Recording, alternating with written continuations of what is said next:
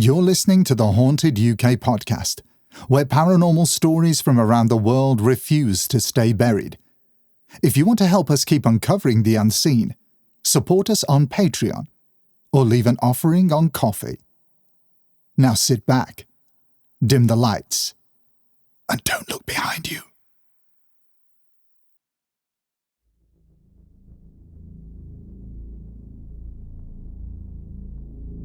Of all the night terrors, this one's the best. When the evil old woman comes and sits on your chest, and her gnarly old hands encircle your throat. She's got plenty of time to sit there and gloat. Because you can't ever move, and you can't even scream, and nothing will wake you from this terrible dream.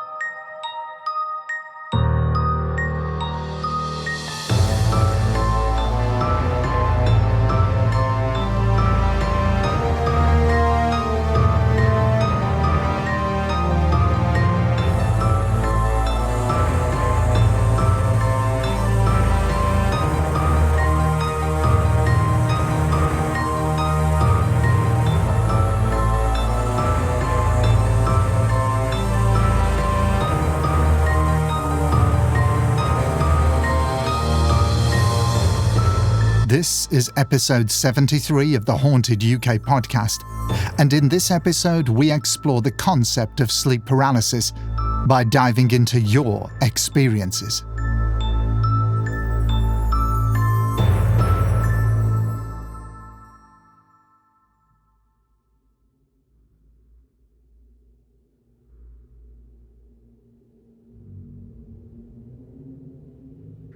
The stories you will hear were all sent in by listeners, some of whom participated in a sleep paralysis research study conducted by Dr Emma Barkus at Northumbria University. Dr Barkus had reached out to ask if we could help spread awareness of her study as she was seeking participants.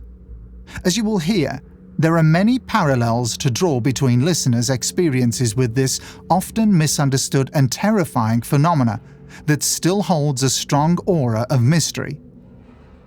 In some cases, there is a sensation of waking up from sleep paralysis that can lead to the false belief of having actually woken up. Given this, it's hard to tell if the events that occurred directly after an episode are part of the dream or part of a startling and unsettling reality. Our first submission comes to us from Glyn, who describes a very disturbing brush with sleep paralysis. The most significant paranormal experience occurred during a stay at our friend's farm. I encountered a severe episode of sleep paralysis during which I felt an intense sensation of something pulling at my ankles. Additionally, the room was extremely cold, and despite my attempts, I was unable to scream. Eventually, I managed to wake up and get out of bed. When I looked at my wife, who was sleeping with our 12-year-old son, I noticed a blue-green orb at the end of the bed. Suddenly, my son fell out of bed, and my wife woke up and turned on the lights. Glyn Taylor. Whilst most accounts of sleep paralysis involve uncomfortable and often terrifying experiences, this isn't the case for all episodes. In Lara's case, her first experience with the phenomenon wasn't negative at all. Unfortunately for her, that trend didn't last. My first sleep paralysis experience was quite positive. I was in my early 20s, and while half asleep in bed, a black mass with a red outline sat down on the edge of the bed. I mistook the black mass for my boyfriend and sent it loving thoughts.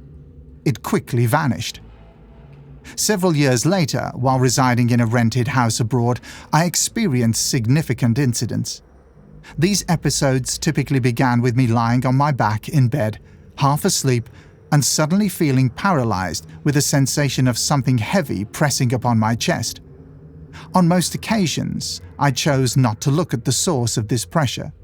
Instead, I concentrated on moving, screaming internally, and waking myself up. Although I was eventually able to rouse myself, the effort required was substantial.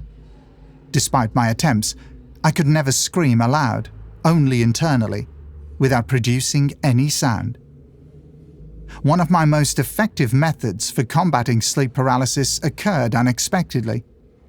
While sleeping, I perceived dark entities, amorphous masses of varying sizes, at the foot of my bed through my mind's eye. Almost immediately, I began visualizing and projecting what I call light bullets from my mind towards these entities. These bullets, composed of light and visible to me, cause the entities to disperse promptly. My interpretation of the above is this: I aim to maintain positive thoughts, words, and actions as much as possible. This has been an ongoing effort for self-improvement throughout my life. During challenging situations, I sometimes visualize myself as being surrounded by light, which symbolizes a positive place beyond our planet. In that instance, I translated my belief into action by visualizing bullets of light with my mind. This was a new experience for me, and it came as a surprise. Lara Milinich.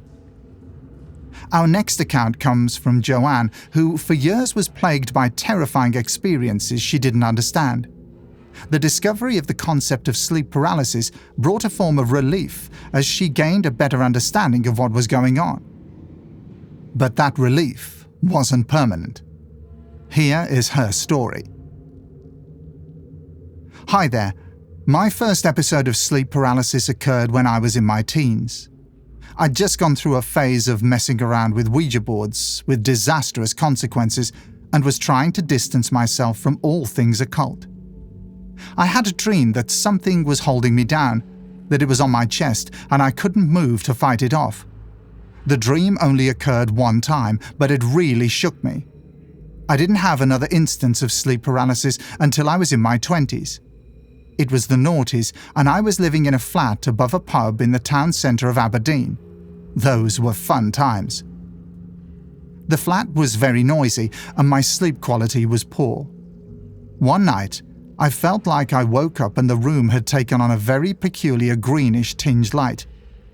I knew beyond a shadow of doubt that there was something in the room that meant me harm, and I was terrified. I couldn't move, even though I was desperate to switch the light on.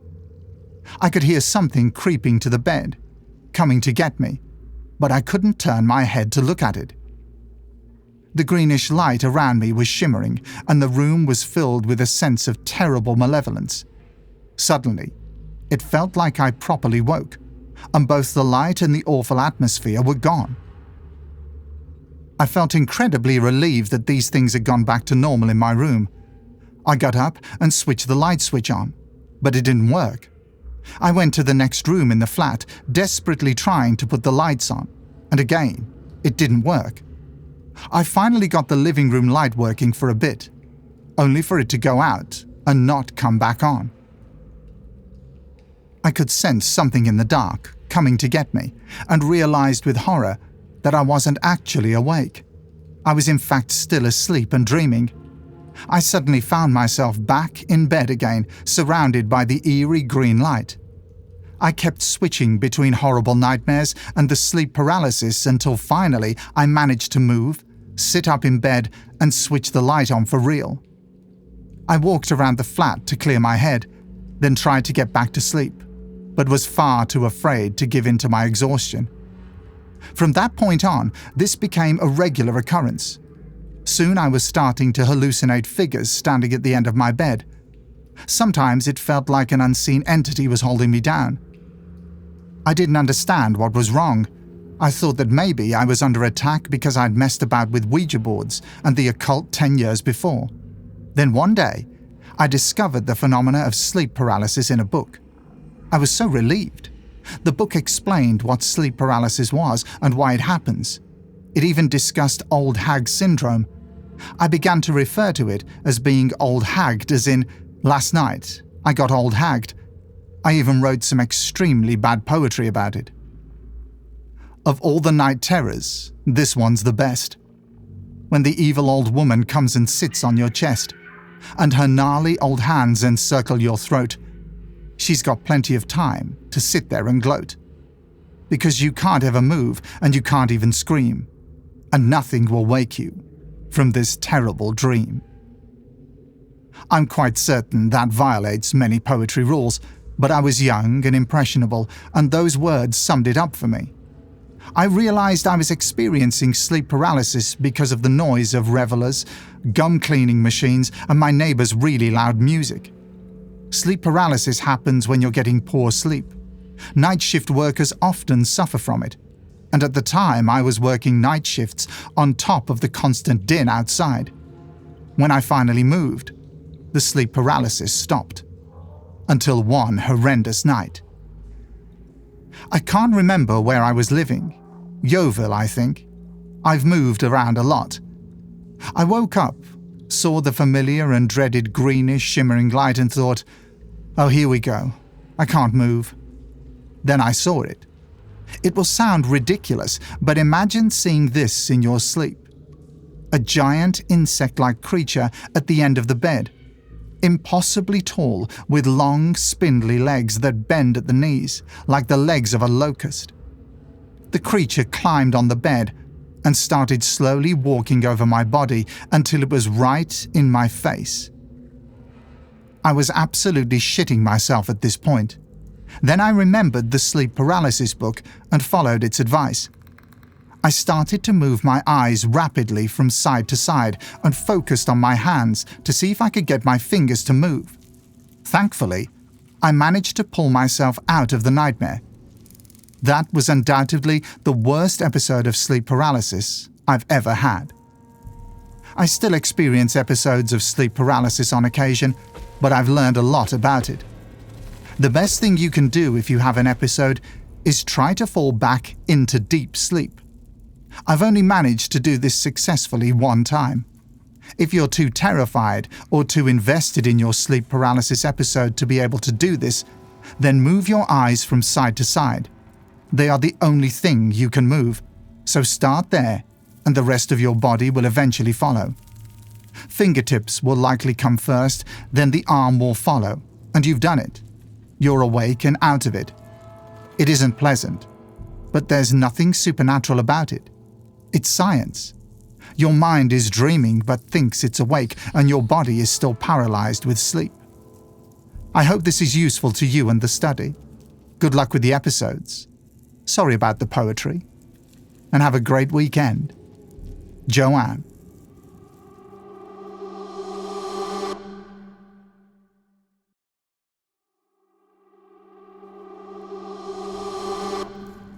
This next account was sent in by Marion, who endured years of sleep disturbances before learning of sleep paralysis. Here are her experiences. The first time I recall it happening, I was a young adult and was sleeping over at a friend's house.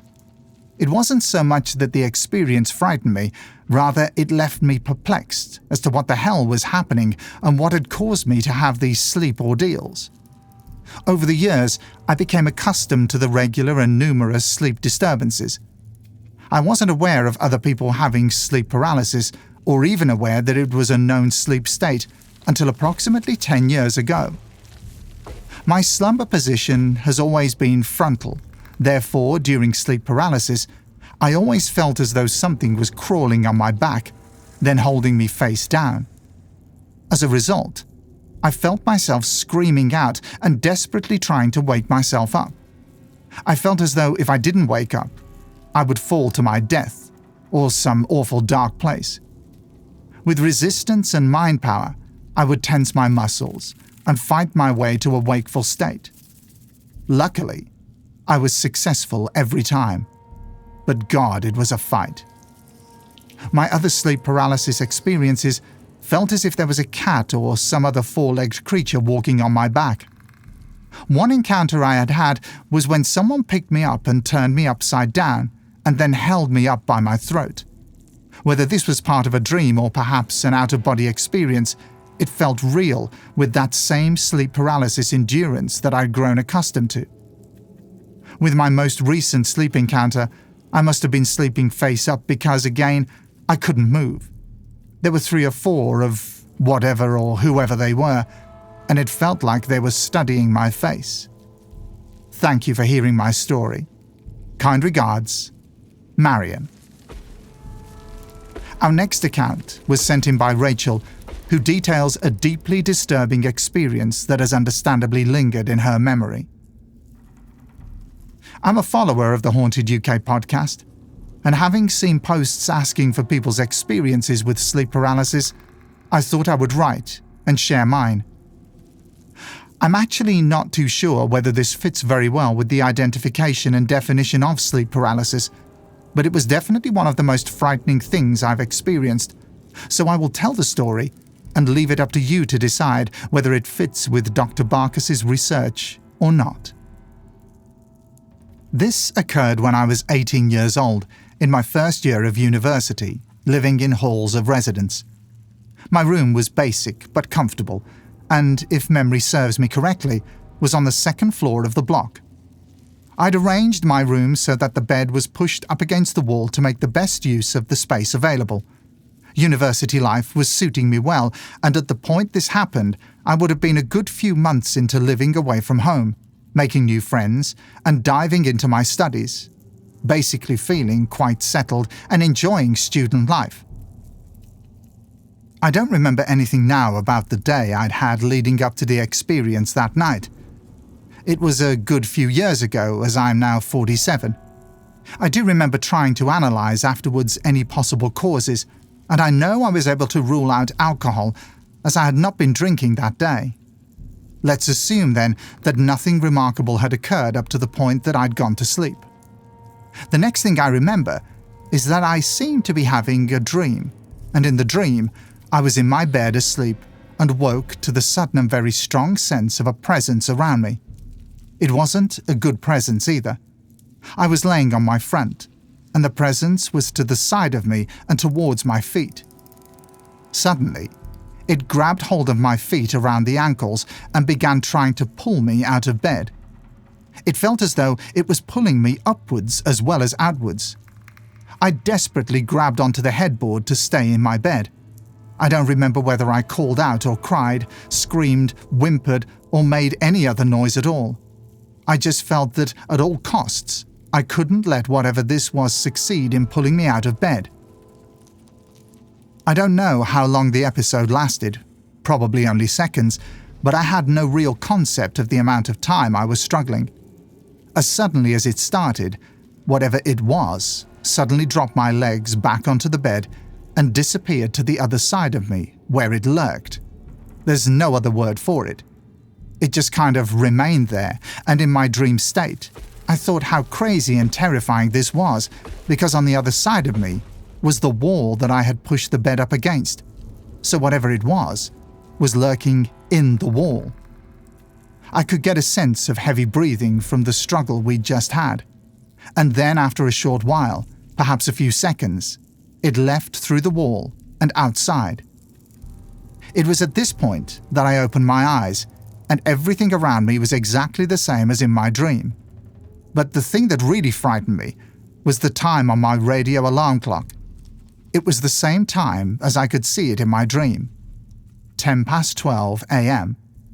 I've never forgotten the sheer terror of that moment. Had I been dreaming with my eyes open, explaining why I would have seen the time on the clock? Or was it not a dream at all, and something very scary really did come into my room? I tend to think I must have been dreaming with my eyes open, which may have then created the scary things that followed and allowed me to see my room and the clock. But I very rarely had a dream so vivid, so real, and so terrifying that the memory of it has stayed with me for the rest of my life. Good luck with the research and the episodes, and I hope you find lots of interesting accounts to help you. Best regards, Rachel. We now hear from Jo, who shared her experiences with both Dr. Barkus and the show. Like many others, the experience was terrifying in the moment, and learning about the inner workings of sleep paralysis helped her come to terms with what was happening. Here is her story. I've had several instances of sleep paralysis. The first few times it happened, I was scared out of my wits. However, I eventually heard about sleep paralysis, I think from another podcast, and it aptly described the experience I was having. I worked out how to build an awareness into the state I was in so I could try to wake myself up if possible and not be so scared.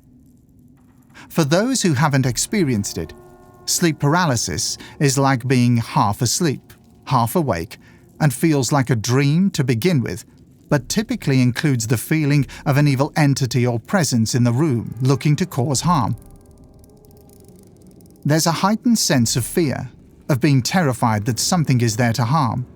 I can't move. My heart starts to race, and I feel almost like I've stepped outside myself and I'm looking down on my body, and that this thing is going to harm me and drag me off the bed. When in a state of sleep paralysis, I'm lying in the bed and can't move. The entity is tugging at the covers or tugging at my feet, as if it wants to drag me out and throw me around the room. Sometimes it starts by moving things to alert me to its presence. For example, during one of the episodes, the long light cord in the ensuite, which is just off our bedroom, started swinging and moving at an unusual angle, so I knew it was being moved by something unseen. When the entity tries to move me, I'm pinned to the bed, and not actually moving, but the sensation remains that the entity is trying and may succeed, which is terrifying. I try to call out, but nothing comes.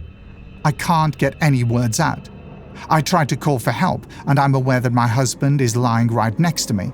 I can feel him there and hear him breathing, but he can't hear me because no words or sounds are coming out. It feels like all I can do is try to call, help, help, over and over in my mind, until eventually the paralysis starts to wear off and I can actually get more of a noise out. There are times when I finally manage to wake up my husband. As I said at the beginning, I now understand what's happening. As I'm lying there frozen after what feels like a few minutes, perhaps I start to enter a lighter sleep phase and become conscious of the fact that I can't move. And thankfully, my mind now understands it's just an episode of sleep paralysis. The first few times it happened, I told my husband. He's now aware, and if he notices I'm making slight whisper noises and seem distressed, he'll wake me and reassure me. Incidentally, he thinks he's seen a shadow figure in the corner of the room, and I'm convinced I've heard our bedroom door open in the night too. So we both feel a bit spooked out. Kind regards, Joe Langham. The following brief encounter was relayed to us by Sarah. My experience with sleep paralysis was actually pretty boring. During a period of deep emotional stress, I woke up to what I thought was a person or ball of darkness whoosh past the bottom of my bed into my clothes wardrobe. I heard the hangers clattering, and the hung-up clothes were moving. All the while, I was pinned to the bed with what felt like a weight on my chest. I was so tired and worn out with stress at the time, I simply didn't care what it was and just closed my eyes. I assume I eventually got back to sleep, and I never had it happen again. Best regards, Sarah. The next chilling story was sent in anonymously and details some truly horrifying experiences. Hi Steve. I've had sleep paralysis episodes since I was a teenager. My sisters also have them to varying degrees. I also have extremely detailed dreams and can often control their outcome. My episodes are varied in contact, with the common factor of being unable to move and seeing something horrible playing out.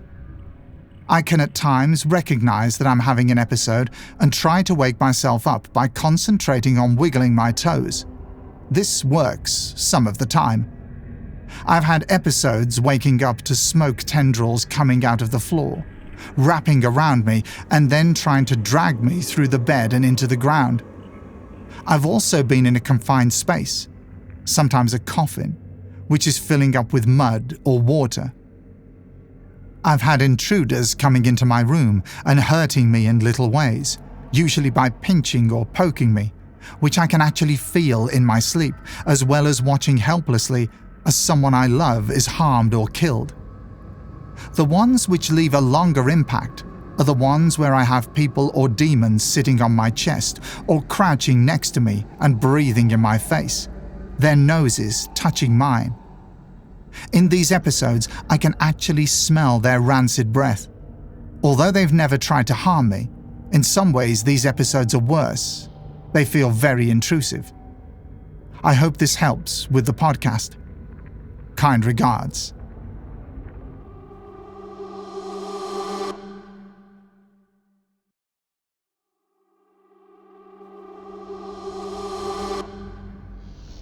The next story was sent in by Ben, who spent nearly 2 decades of his life experiencing sleep paralysis until one bone-chilling episode made him question everything he knew about the phenomena.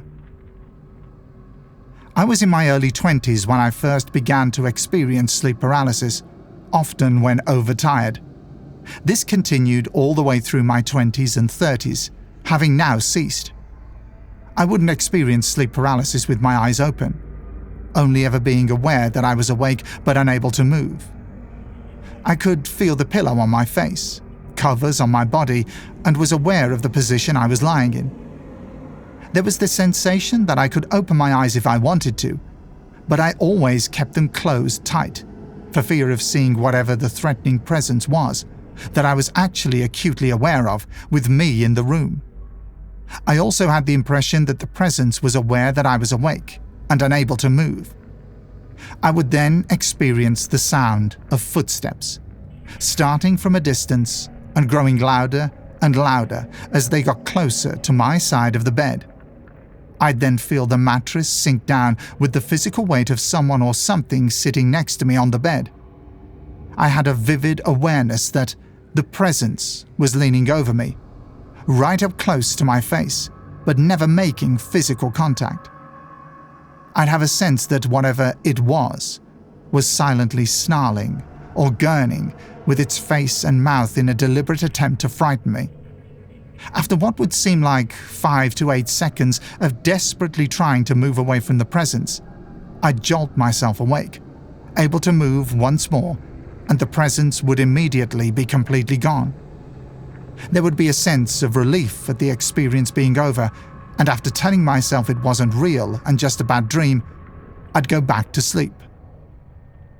When I first began experiencing sleep paralysis, I conducted self-research and discovered that what I was experiencing was a recognized condition that others experienced too.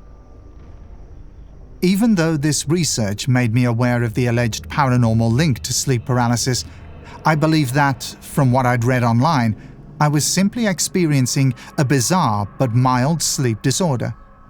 An episode of sleep paralysis was an unsettling and invasive experience, but even while the episode was happening, I would be awake or at least aware enough to know it was taking place, that any threatening presence or sounds were not real, and to keep trying to move my body until jolting myself fully awake.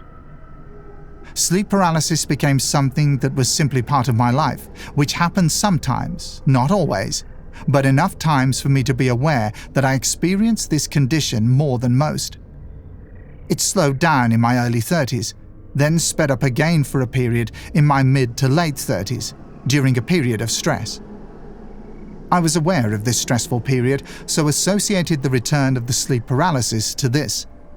However, one night around this time, I had a sleep paralysis episode that was completely unlike any other episode I'd experienced before. What occurred next challenged my belief that this wasn't simply a mild sleep disorder, but potentially something else. I don't know what, but something. I woke up, unable to move as usual, but this time I was on my back and my eyes were open. This had never happened to me before during an episode of sleep paralysis. It was nighttime and dark, but I could still make out the contents of the room around me. Incredibly, I noticed my vision was somehow more vivid than usual, as if intensified to crystal clear clarity. Even colours seemed brighter somehow. I'd never experienced this level of vivid vision before. Unlike previous sleep paralysis episodes, I suddenly felt an intense sensation of being yanked or pulled from my body and into the air. I then felt a force throw me towards the window.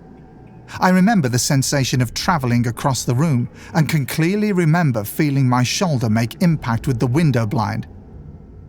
I didn't feel any pain as I felt weightless. The only way I can describe it is as if I was as light as a feather, and then gently bumped into the window, then began to drift to the floor. The next thing I knew, I had somehow instantaneously travelled into the living room at the other end of the house and was standing by the glass window sliding doors, facing out onto the street. I remember again being amazed at how vivid my vision was and how real everything felt. I could see all the furniture around me so clearly. I had never had a dream this vivid in my life. It was as if I was truly standing there. I can even remember the light from the street lamps outside spilling through the gaps in the window blinds and casting pools of light in the room. It was then that I became aware of somebody standing outside, directly outside the sliding doors I was standing next to and only partially visible through the gaps in the window blinds. The figure stood sideways on, facing the front door, while totally still and totally silent. I had the overwhelming sense that whoever this was knew I could see them and wanted me to open the front door. I could only see what was visible through the gaps in the blinds, and the figure's face was obscured. However, I could clearly see the figure was wearing a long coat, which went all the way down to the ground. What I remember most vividly, however, was that the figure was wearing a dark, wide-brimmed hat. I remember I suddenly felt intense fear, a sense of threat, and the feeling that there was something unnatural about this figure. I suddenly felt a jolt, followed by the odd sensation of a thud before waking, with a loud gasp back in my bed. I could move again, and my vision was back to normal. I was very unsettled by this experience, as it was nothing like I'd ever experienced before. It was then and only then that I began to research entities experienced by others during sleep paralysis episodes. I remember my blood ran cold when I began to read repeatedly other sleep paralysis experiences, descriptions of a frightening, threatening dark figure wearing a hat, witnessed during their episodes of sleep paralysis. Before my experience, I'd never heard of the Hat Man, and had no idea other people witnessed this particularly specific detail of the entity. This did shock me at the time, but what can you do? You just continue with your life. I strangely have never experienced a sleep paralysis episode since the Hat Man experience, and I hope not to ever again. In another twist to the tale, it was around the time of my very first sleep paralysis episode in my early 20s that I began to experience paranormal phenomena, mostly audible, that still occasionally occurs to this day. I was in denial about these experiences for the longest time, and to date, still can't explain them rationally. I would be happy to discuss these further, if required, maybe for another podcast episode. Best regards, Ben. Our final story was sent in by Sophie, who details some absolutely terrifying experiences related to sleep paralysis, but also one rather unexpected account that causes us to question not only the inner workings of the phenomena, but also its possibilities. I've had several experiences over the years, ranging from the classic shadowy figure lurking just out of sight to more intense encounters. Some deeply unsettling, and one surprisingly peaceful. I've written my experience up below, and I hope it's in some way helpful or interesting to read. Throughout my life, I've had countless experiences of sleep paralysis. Some unsettling, some outright terrifying.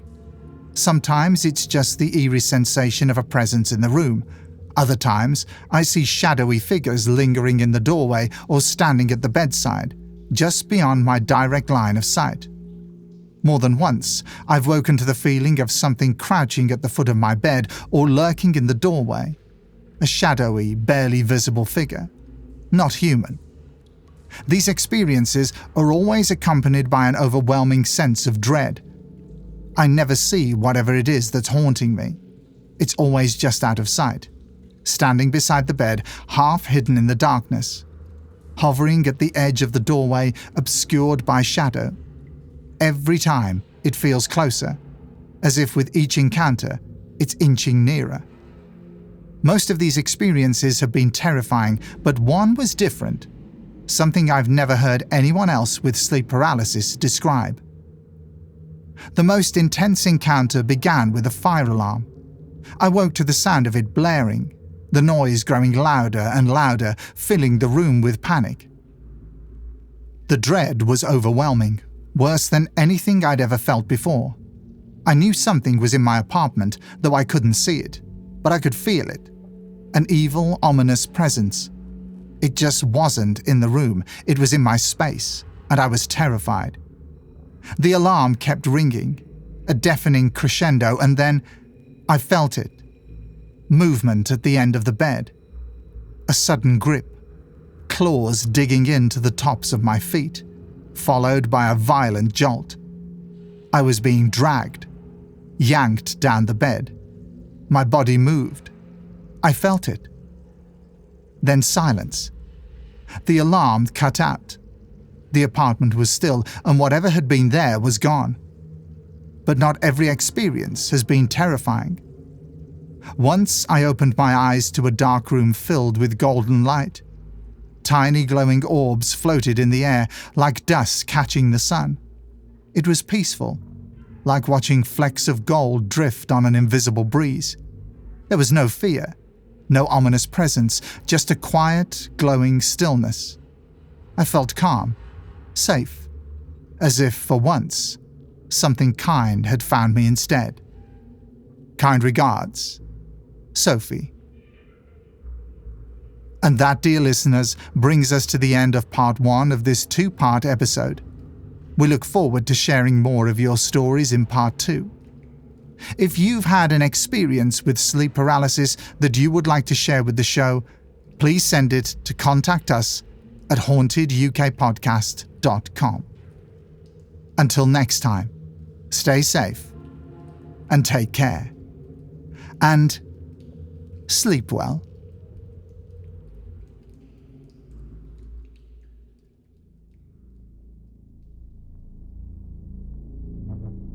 Coming up on episode 74 of the Haunted UK podcast. My children had their own experiences too. The one that stands out most happened to my eldest when he was 16. That day, I'd been curled up on my bed, completely absorbed in a book. My husband came in and insisted I join him at the hardware store to choose fence paint. I didn't want to go, I just wanted to read, but he was persistent, so I went. The whole time we were out, I kept thinking about my book, wishing I were home back in my room. When we returned, my eldest came out to greet us. As I rounded the corner from the carport, he stopped dead in his tracks. His face went pale. He stared at me like he'd seen a ghost. "How did you get outside?" he asked. I told him I'd just come back from the store. He looked shaken. "But I just saw you," he said. "You were sitting on your bed reading.